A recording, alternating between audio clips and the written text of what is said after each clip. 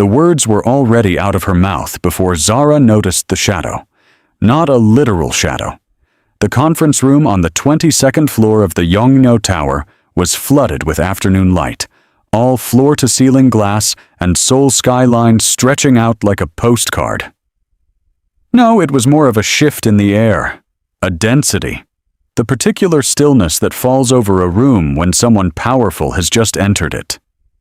But by then, she'd already said the worst of it. "Girl, I'm telling you." Zara had been pacing in her sharp burgundy wide-leg trousers, one hand pressed against her phone, the other gesturing dramatically at nobody. "This man is actually unhinged. Do you know what he made me do today? Sit through a 45-minute presentation on cold storage logistics.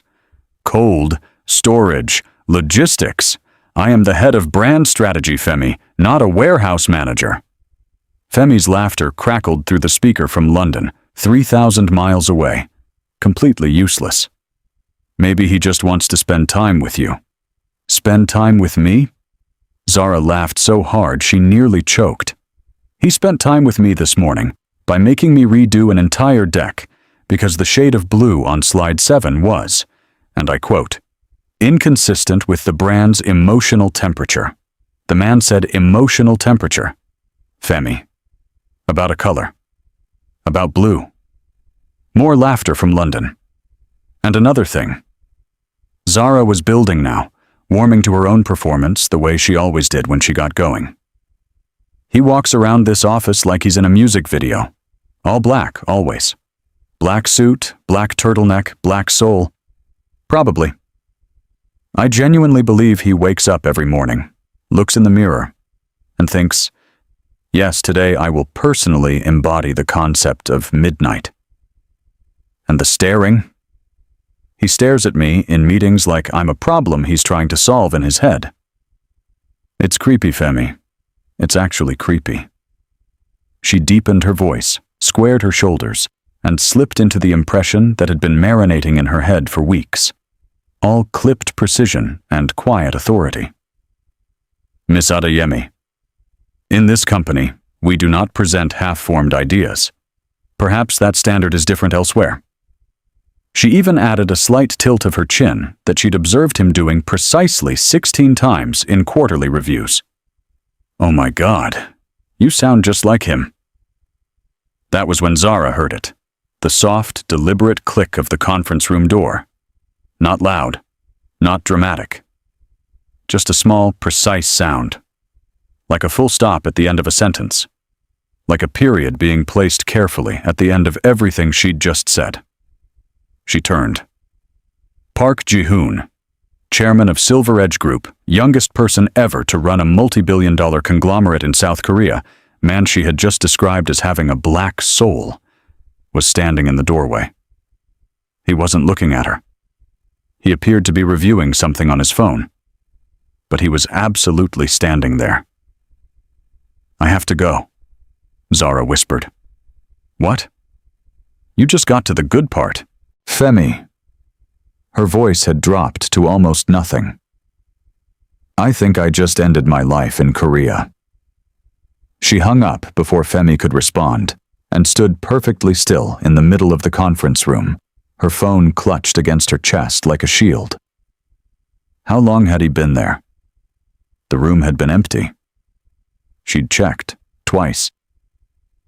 But there was that alcove near the presentation wall, the one she always forgot existed because it was tucked just out of the main sight line. The one where they stored the projection screens and the extension cables that nobody ever used. Oh no. Her phone buzzed. An unknown number. Except it wasn't unknown. She'd just never saved it, because she'd somehow managed 13 months at Silver Edge without ever needing to text her boss directly. Conference room A now. Zara pressed her fingers against her closed eyes and breathed. She looked good, at least. If she was going to be fired, she was going to be fired looking exceptional. Her braids were pinned up with a gold clasp, a few loose ones framing her face just so. The burgundy trousers she'd paired with a fitted white shirt with the sleeves rolled twice Her accessories were minimal but deliberate. A thick gold cuff, small hoops, the ring her mother had given her when she got the job. She looked like someone who had things under control. She felt like someone standing on a trap door. The walk to conference room A, not the general staff room on 12, but the executive conference room on 26, with the real view and the chairs that cost more than her first year's rent in Peckham, felt approximately 17 years long.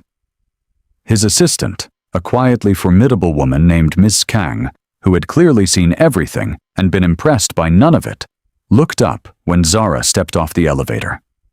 Her expression was the diplomatic blankness of someone paid very well to reveal nothing. "He's expecting you," Ms. Kang said in Korean, then switched to English to add, "Good luck." That was not promising. Zara knocked once, heard a flat, neutral, "Come in," and walked into conference room A. Park Ji-hoon was standing at the window with his back to her, looking out at the Han River. He hadn't turned. In 13 months, she'd observed this particular habit, the deliberate delay, the way he never rushed to acknowledge anyone who entered, the quiet power of making a room wait for him. She'd watched him do it to investors, to department heads, to men who ran companies twice the size of Silver Edge. She'd never been on the receiving end of it before.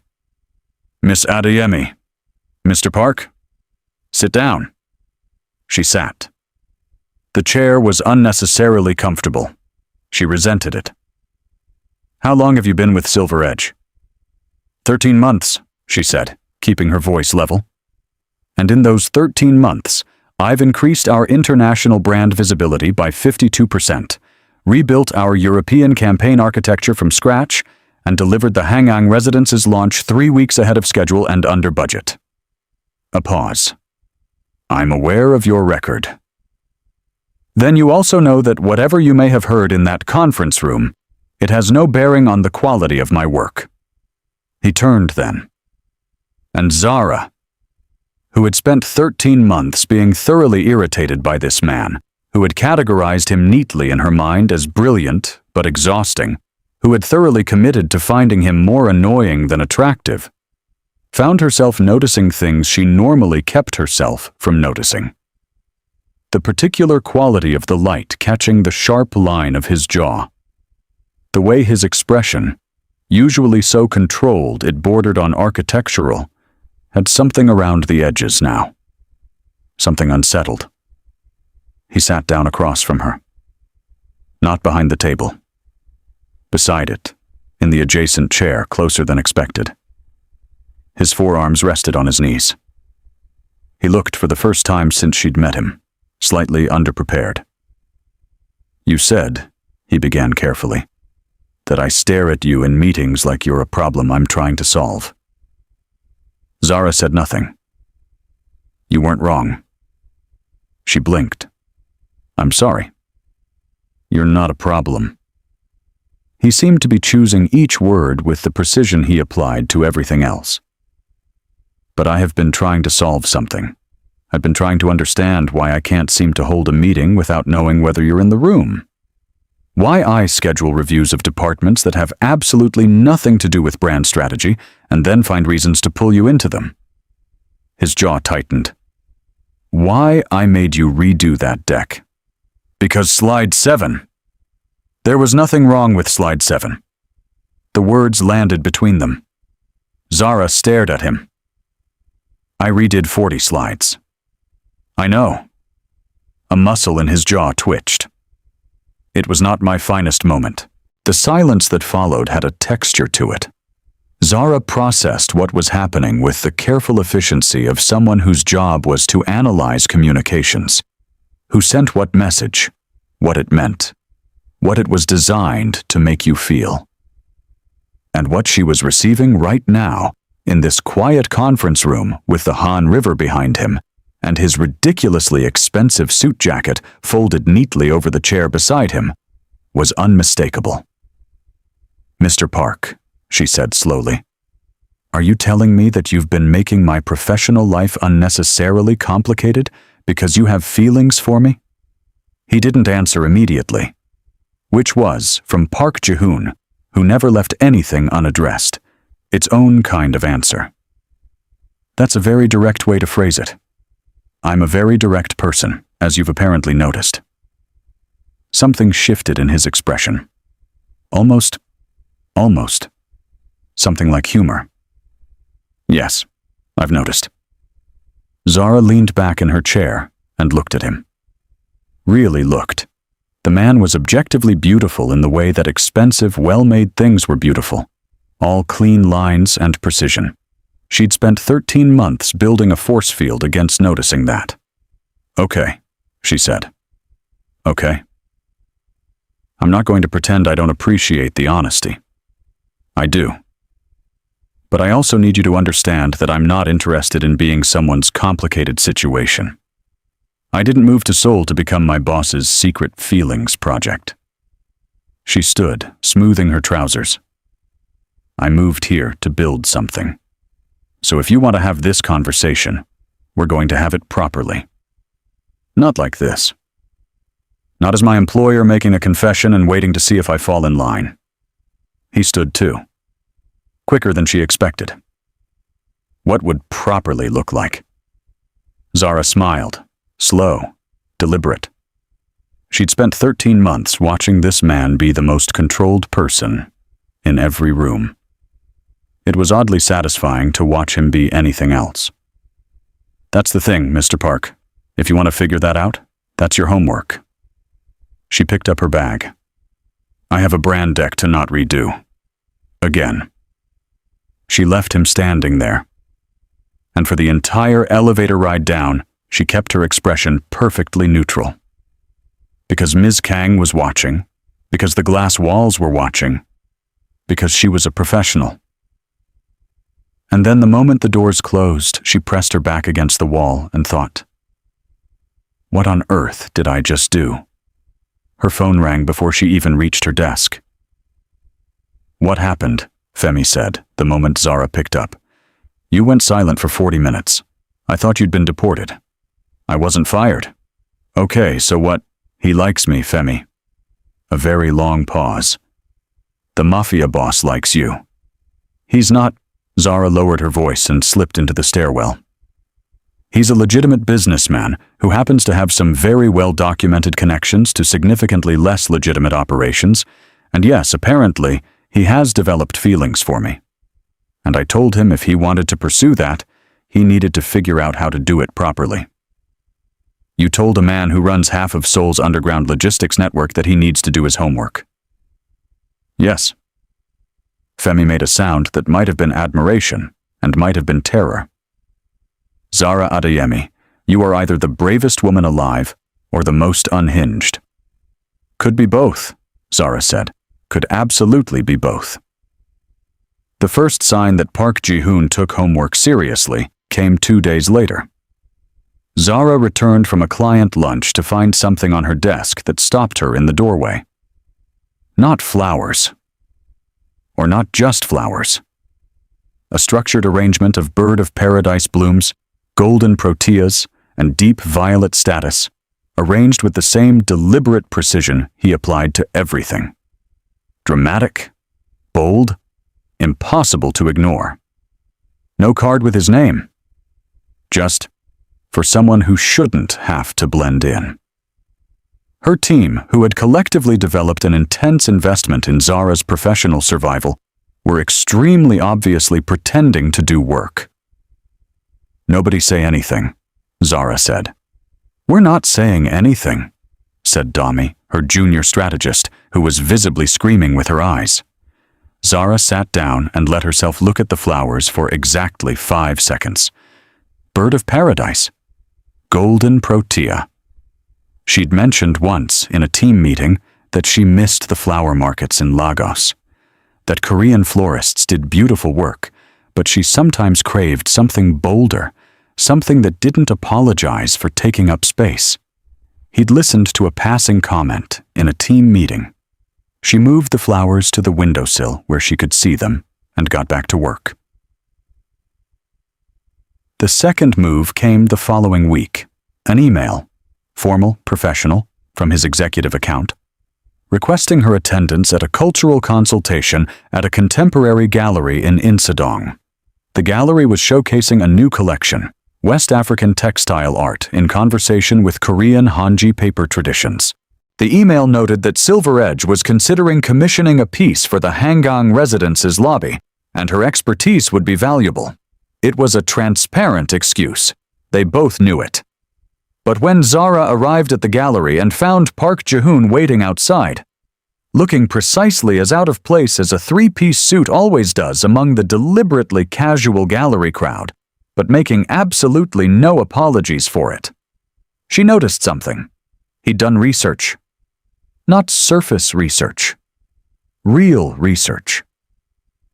As they moved through the gallery, he asked specific questions about the artists, about technique, about the dialogue between the traditions.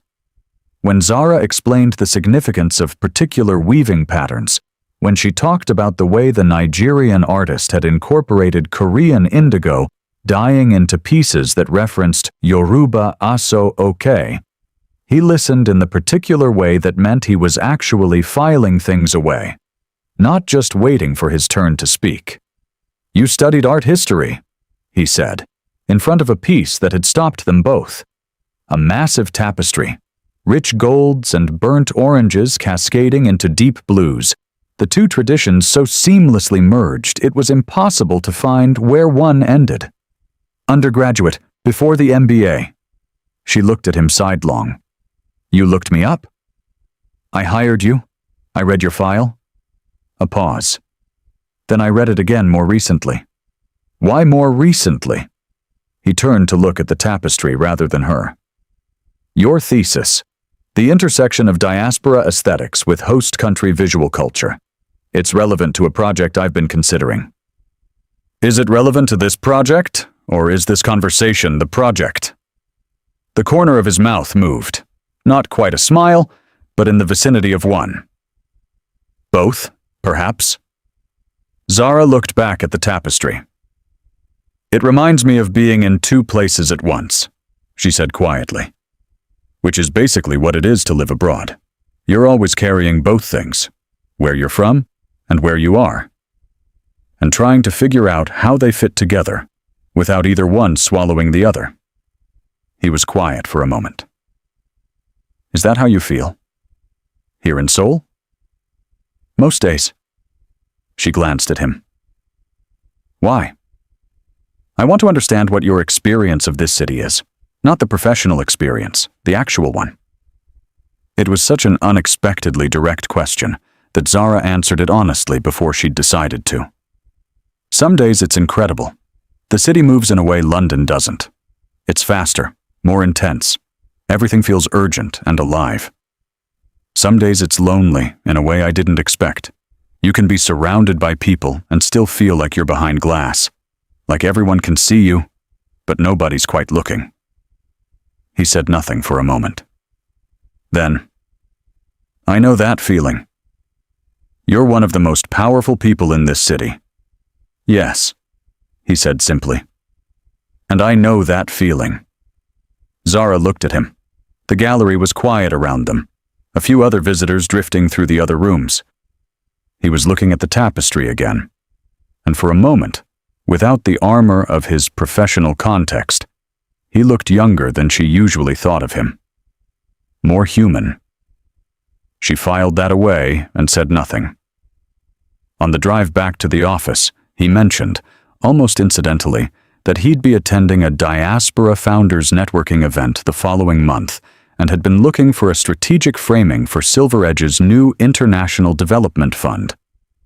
Would she be interested in consulting on the communications approach? "That," Zara said, "is a very elaborate way to ask me to spend more time with you. It's a legitimate business request." "It's also that." "Yes," he said. "It's also that." She looked out the window at Seoul passing by and did not let herself smile until she was looking away from him. "Send me the brief." "He's doing too well," Zara told Femi on their next video call. "It's suspicious."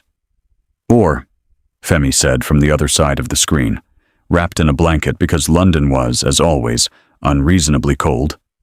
He's just actually a man who, when he decides to do something, does it properly.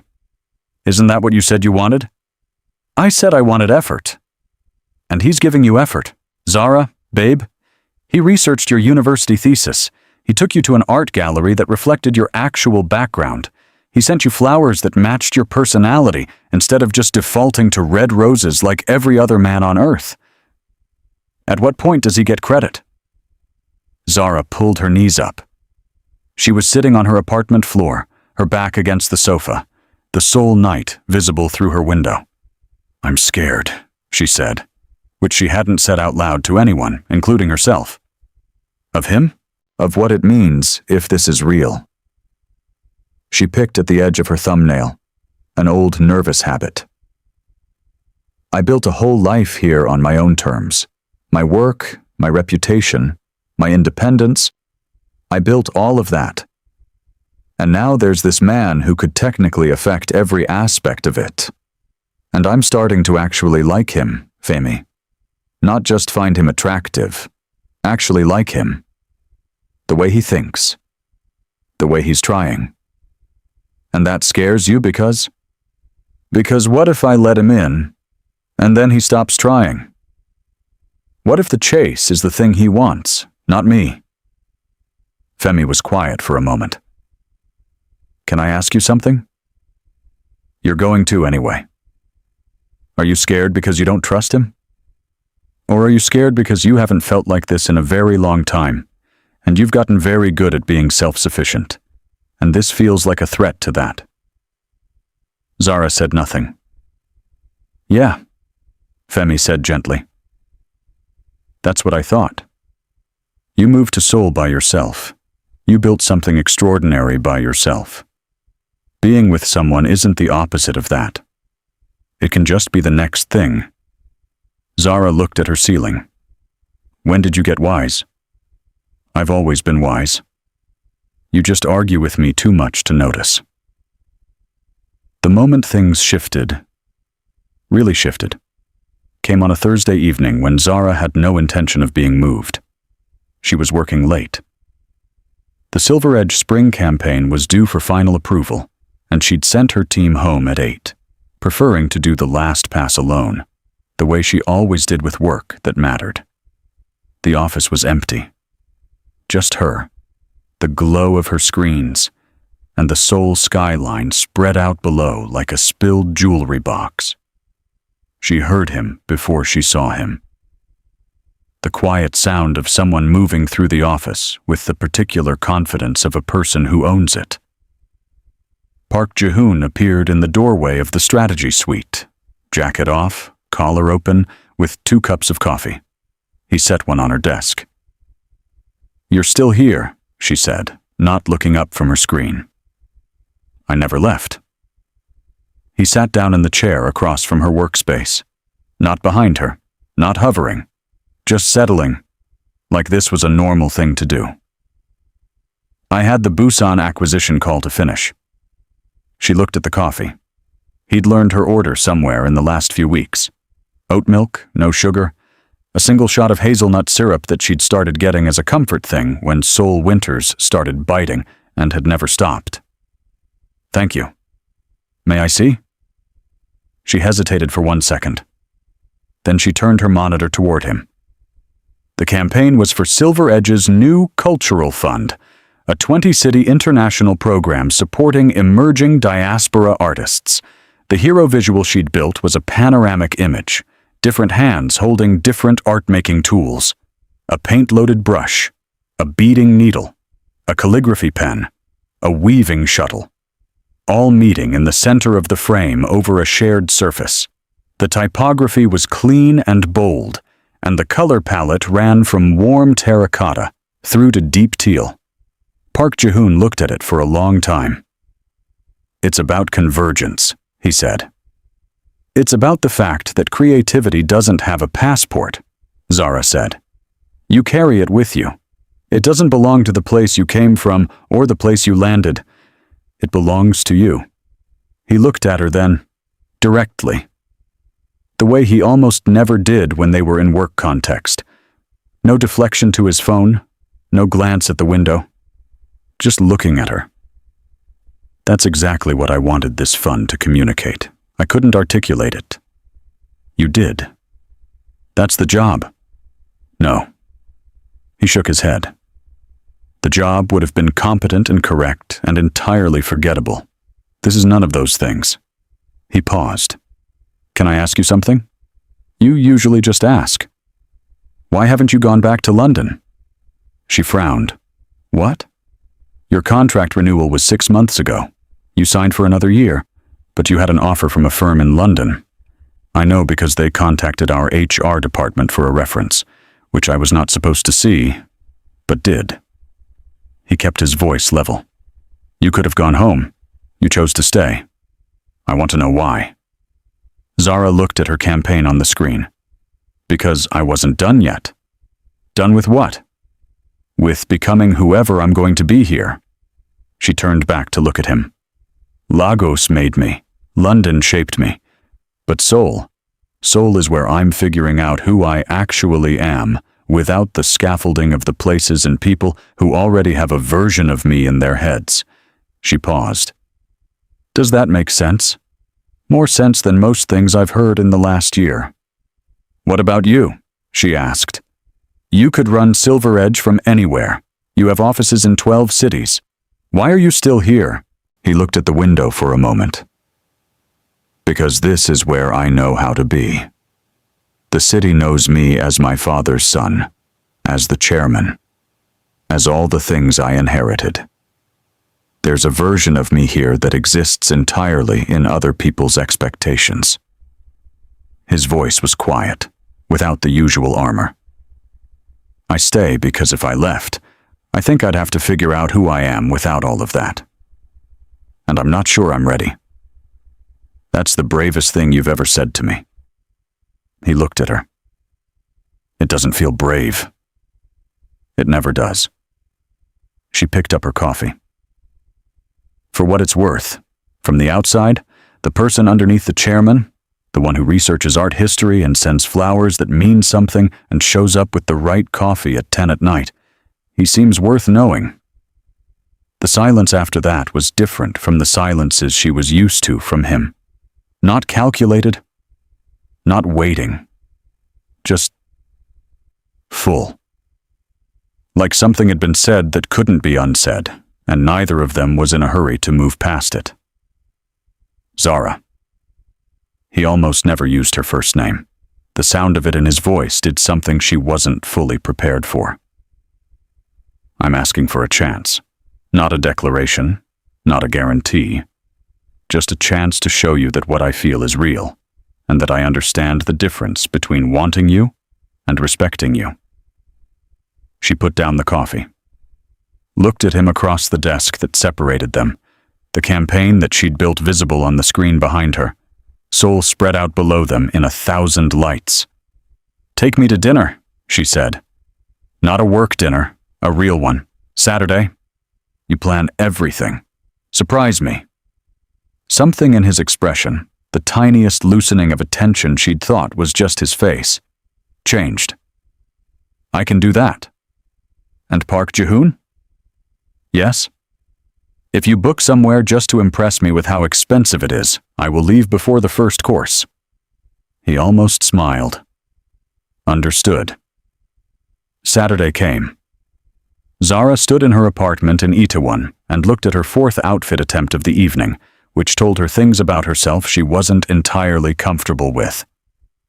She'd settled on a wrap dress in a deep rust color, architectural gold earrings that her aunt had sent from Lagos last year, and strappy-heeled sandals.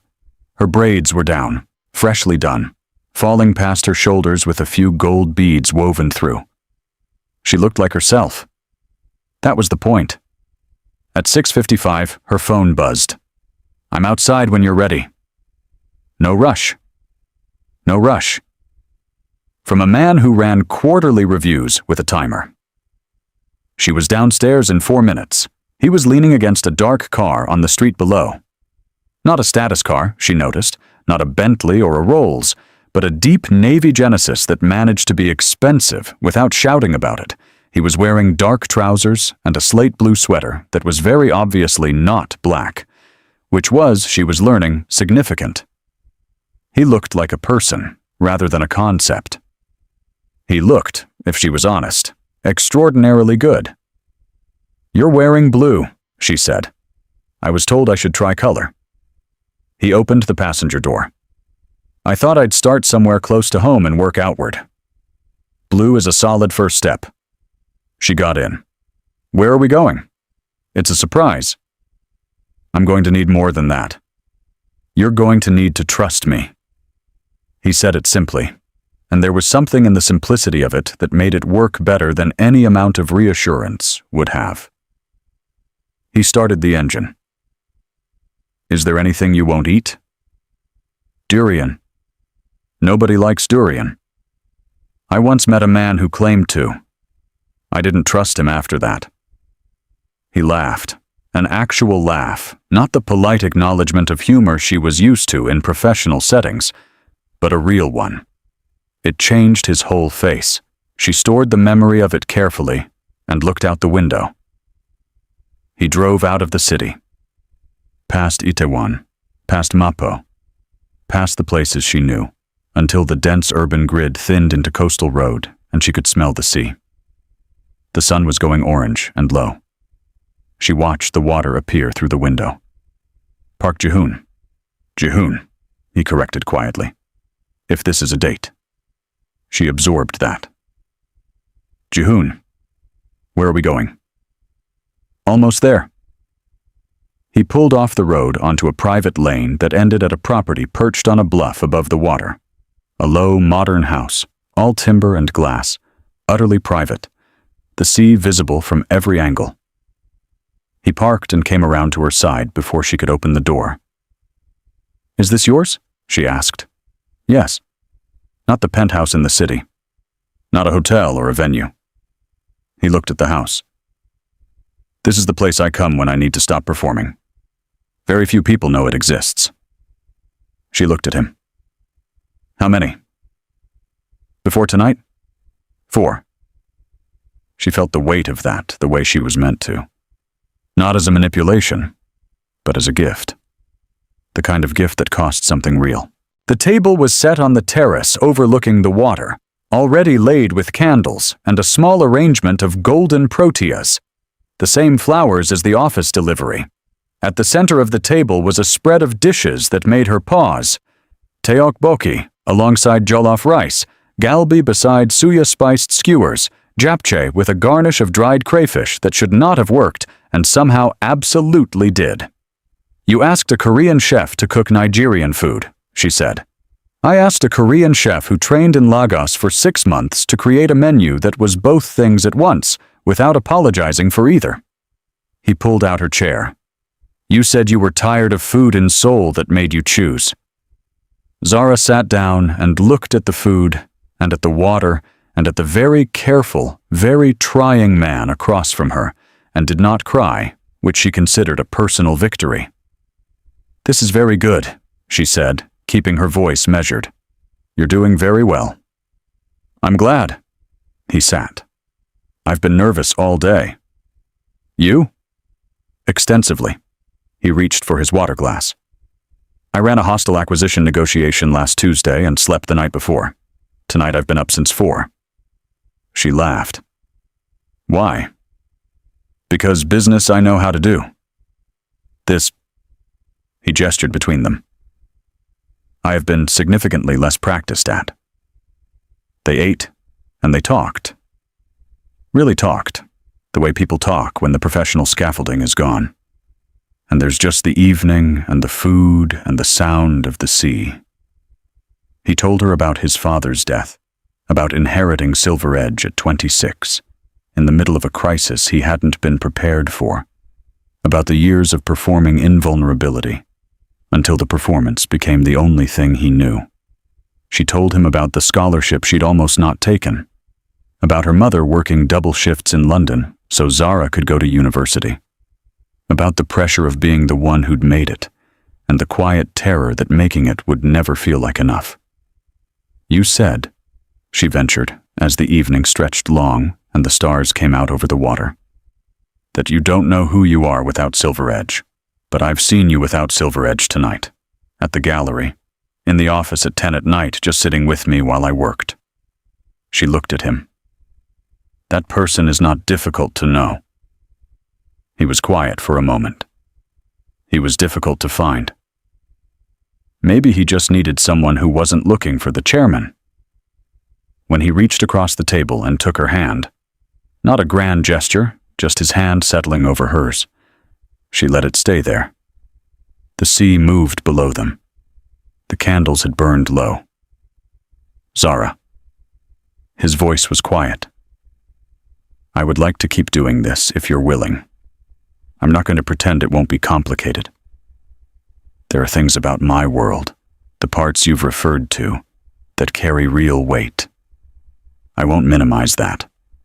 But I am telling you that you are the most significant person to walk into my life in longer than I know how to explain. And I would like to handle that with the seriousness it deserves. She looked at him across the candlelight. The most powerful and controlled and privately frightening man she'd ever worked for, sitting here, telling her she was significant, with the same precision he brought to everything else, and for once making it feel entirely right. I'm going to need us to be equals, she said. In work. In this. If this is going to work, you can't be my boss and my, whatever this becomes, simultaneously. At the office, we're professional. Full stop. And in everything else, we're two people figuring it out together. Not you managing me. Not me performing gratitude because you chose me. Yes. No hesitation. And you're going to have to communicate. Actually communicate. No more making me sit through cold storage briefings because you can't figure out how to say what you mean.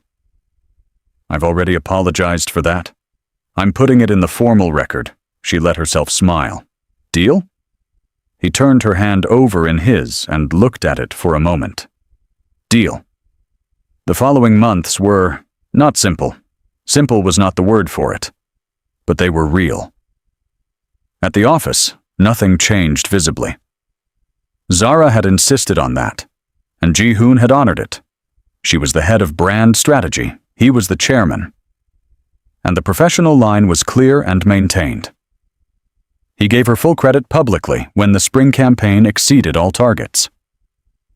He implemented her recommendations even when they ran counter to his instinct. He stopped pulling her into irrelevant meetings and started asking her which meetings were worth her time.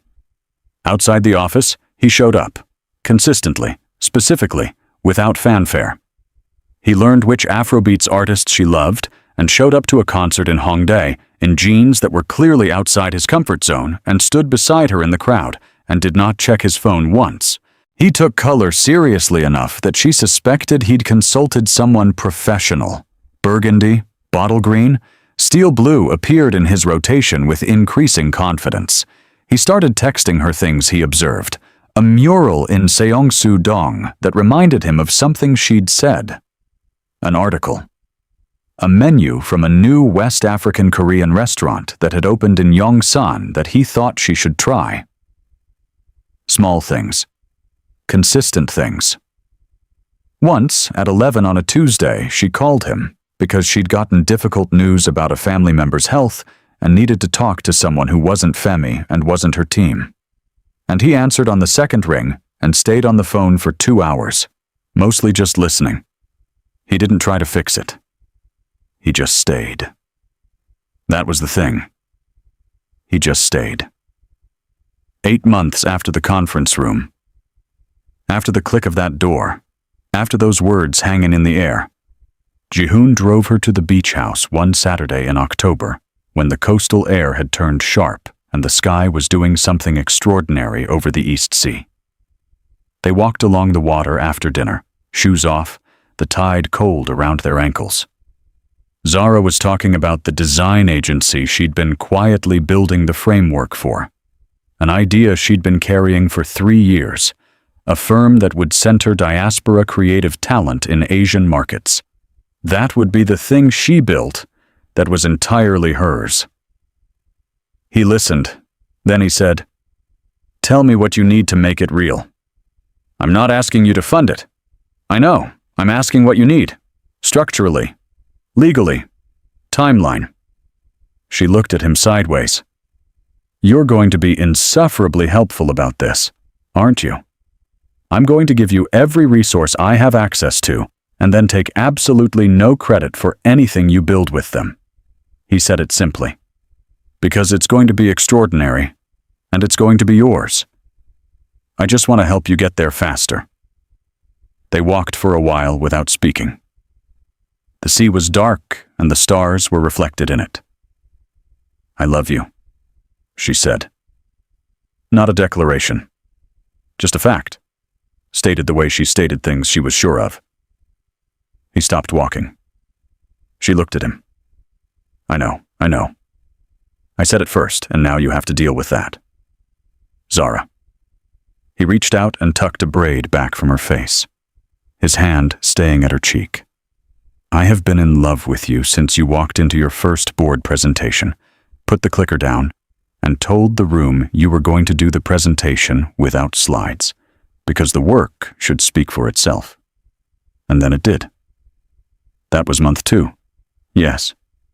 She laughed. "You made my life very difficult. For 11 more months after that. I did." He moved closer. "I'm going to spend considerable time making up for that. You're already doing pretty well." She looked up at him. "For the record." When he kissed her, with the cold sea wind off the East Sea and the stars doing something absurdly cinematic above them, it was nothing like the controlled precision of everything else he did. It was careful and whole and completely himself, and that was the part that undid her. The realness of it. No performance. Just him. They stayed on that beach for a long time. 14 months later, Zara Adeyemi opened the doors of ZA Creative, a brand strategy and cultural communications agency with offices in Seoul, Lagos, and London, focused on amplifying diaspora creative talent in global markets. The launch event was in a gallery in Itaewon, full of artists and strategists and people who'd crossed oceans and built things. Femi flew in from London and stood at the back with a glass of champagne, looking like she'd been waiting for this moment since university. Jihoon was there. He stood to the side during the speeches, the way he always did in her spaces. Present, but not taking up room that wasn't his. When she caught his eye across the gallery, he did the thing she'd learned to love. A small, private nod. "I see you. I'm here." Later that evening, when the guests had gone and they were sitting on the gallery steps waiting for the car, he reached into his jacket pocket and held out a small box without any preamble. Zara looked at it, then at him. "Jihoon, before you say anything, I haven't said anything. Before you think anything dramatic, it's not a condition, it's not a power move, it's not complicated." He opened the box. Inside was a ring, not ostentatious, not generic, but deeply specific. A carved gold band set with a single rich amber stone, warm and deep, surrounded by a constellation of small, clear stones in an arrangement that, when she looked closely, traced the coastline of the beach where they'd first said, "I love you." "I had it made," he said. "I worked with a jeweler for 3 months to get it right." She looked at it for a long time. "I know who you are," he said quietly. "Not the professional version, not the version that impresses rooms. I know you. The one who calls at 11 when things are hard, who argues with me about font choices because she's right, who is building something that will outlast both of us, and who deserves someone in her corner who understands that their job is to be in the corner, not at the front." His voice was steady, but just barely. "Will you marry me? As equals, as partners, as two people who are going to keep challenging each other and annoying each other and being completely honest with each other for the rest of our lives." Zara looked at the ring. At him. At this man who had been, in order, her exhausting boss, her homework assignment, her complication, her partner, and now this. You know this all started, she said, because I was making fun of you on the phone. I'm aware. You heard me do an impression of you. A fairly accurate one, I'm told. And your response was to fall in love with me. Your response was to make me work for it. Which I did. He was watching her steadily. I'm still asking. She looked at the ring one more time, at the coastline traced in gold. Yes, she said. Obviously yes, you ridiculous man. He slid the ring onto her finger. She pulled him into a kiss before he could say anything else, and he laughed against her mouth, which was new and wonderful and exactly right. Femi, who had reappeared from inside at precisely the wrong/right moment, said, "Oh," loud enough to echo in the empty gallery, then immediately began filming. A note to close. Here is what Zara's story is really about, underneath the Mafia boss and the conference room and the flowers and the coastline. It is about knowing what you are worth and refusing to accept less, not out of arrogance, but out of a deep understanding that you are extraordinary and that extraordinary deserves to be met. It is about the difference between someone pursuing you and someone truly seeing you. The chase ends. The seeing doesn't. It is about the courage to be vulnerable in both directions. To let someone try, and to let yourself be moved when they do.